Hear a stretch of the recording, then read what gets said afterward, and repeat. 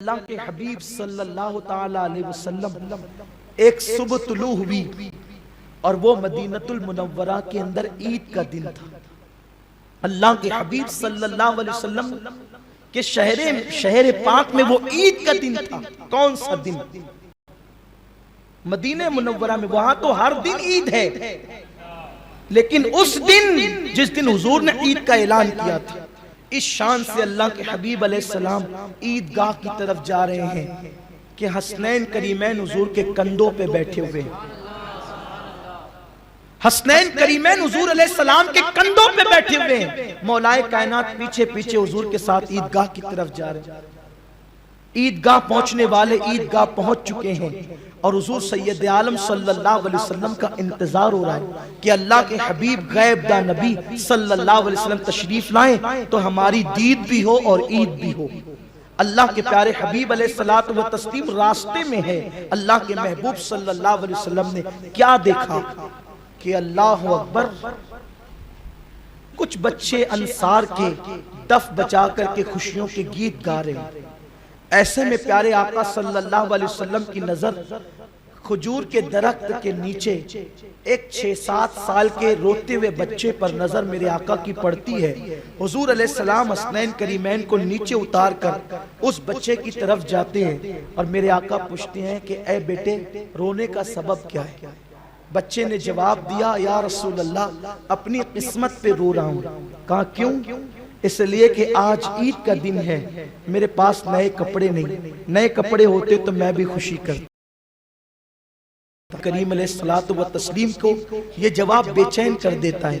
حضور علیہ السلام نے اس بچے کا ہاتھ پکڑا، مولائے کائنات سے کہا، علی، حسنین کو عیدگاہ تم لے جاؤ، میں ابھی آتا ہوں۔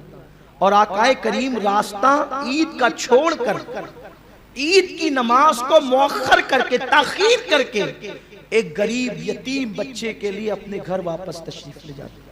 اس کے لیے کپڑوں کا انتظام کیا، اس کو غسل کروایا گیا۔ میرے سرکار نے اس کو کپڑے پیش کیے، اس نے کپڑے پہنا تو آنکھوں میں آنسو آ گئے۔ میرے سرکار نے فرمایا، اب رونے کی وجہ کیا ہے، خوش ہو جا، تجھے تو کپڑے مل گئے۔ اس نے عرض کیا، یا رسول اللہ، اگر عید نئے کپڑوں کا نام صرف ہوتی تو آج میں خوش ہو جاتا، لیکن میرے آقا، میرے پاس تو میرے ماں باپ بھی نہیں ہیں۔ کاش میری ماں ہوتی اور میرا باپ ہوتا۔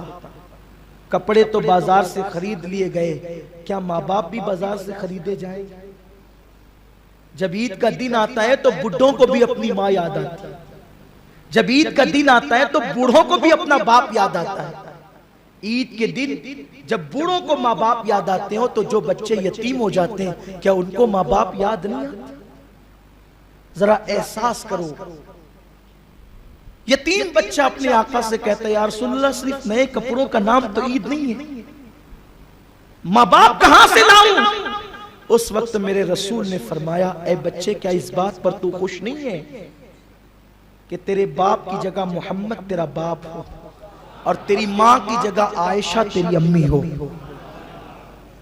اس کے لبوں پہ مسکراہٹ آئی، یا رسول اللہ، میرے ماں باپ آپ پہ قربان، اس سے بڑھ کر اور کیا چاہیے کہ مصطفیٰ جان رحمت کی شفقتیں مل گئی۔ میرے سرکار جب اس کو عیدگاہ کی طرف لے جانے لگے، بچوں نے دیکھا تو اپنی دفیں پھینک دی اور پھینکنے کے بعد وہ رونے لگے۔ آقا نے فرمایا، وہ غریب تھا، یتیم تھا، رو رہا تھا، بات سمجھ میں آتی ہے، تم تو مالدار ہو، کپڑے ہیں، ماں باپ ہے، سب کچھ ہو، تم کیوں روتے ہو؟ وہ کہتے ہیں، یا رسول اللہ، وہ اس لیے رو رہا تھا کہ وہ یتیم ہے، ہم اس لیے رو رہے ہیں کہ ہم یتیم کیوں نہیں ہیں۔ کاش کہ ہم بھی یتیم ہوتے تو حضور کا پیار اس طرح سے ہمیں بھی مل جاتا۔